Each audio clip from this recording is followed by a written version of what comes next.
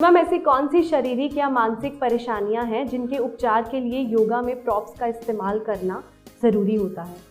Physical भी इलमेंट कोई होती है हमें बॉडी में, तो उसके लिए भी प्रॉप की ज़रूरत पड़ती है। जैसे कि अब किसी की डिलीवरी हो गई, उसके बाद सडनली वेट पुट ऑन हो गया, उस वक्त योगा की काफ़ी ज़रूरत होती है और उसके वक्त प्रॉप भी यूज़ होता है, क्योंकि आपको उस वक्त आप बेबी को फीडिंग भी कर रहे हो, साथ साथ में उनका भी टाइम देखना है, आपका भी टाइम देखना है, राइट। और काफ़ी सारी दिक्कतें उसमें हो जाती है। आफ्टर डिलीवरी के बाद काफ़ी क्रिटिकल केसेस भी होते हैं कि 1-1.5 महीने के बाद उन लोग को योगा शुरू करना पड़ता है, तो उसके साथ भी आपको योग काफ़ी हेल्पफुल होता है। मैं सीनियर सिटीज़न के बारे में बताना चाहूँगी कि एक एज होने के बाद इनकी एक्टिविटी स्टॉप हो जाती है और उन्हें पता ही नहीं चलता है।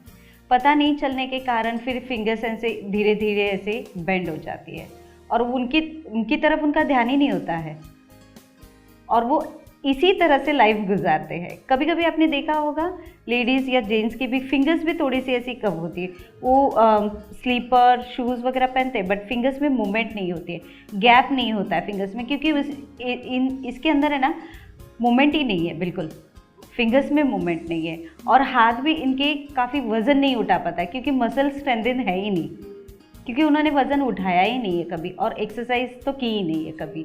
तो और सडनली उन लोग वज़न उठाने जाएंगे तो उनसे 2 किलो भी वज़न नहीं उठाया जाता, और उठा भी लिया वज़न तो वो चल नहीं पाएंगे, वेट के साथ वो चल नहीं पाएंगे।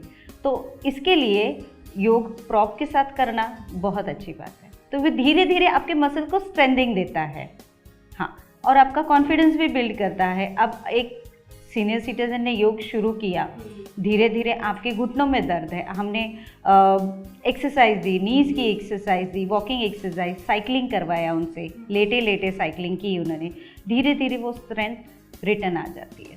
ओके।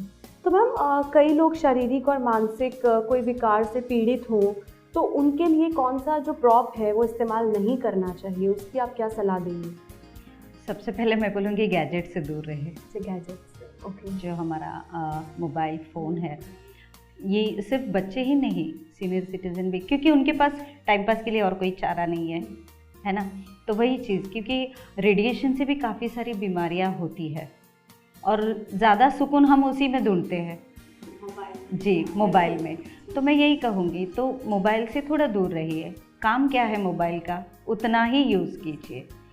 तीसरी एक मेन बहुत चीज़ है कि हम अपने से कोई चीज़ दूर जाती है, जैसे मोबाइल गुम हो गया या हमारा बेटा कहीं चला गया, तो वो बहुत नेगेटिव इम्पैक्ट हमारे बॉडी पर डालता है, नेगेटिव सोच लेकर आता है। तो हमें माइंड को इस तरह तैयार करनी चाहिए। एक सिंपल सा 5 रुपीज़ वाला पेन भी है, वो आज मैंने ख़रीदा लेकिन कल तो ये निकल जाएगा, कुछ भी हो सकता है उसके साथ, कि कोई भी चीज़ यहाँ पर फॉरएवर नहीं है, परमानेंट नहीं है, टेम्पररी है, भले इंसान हो या कोई चीज़ हो।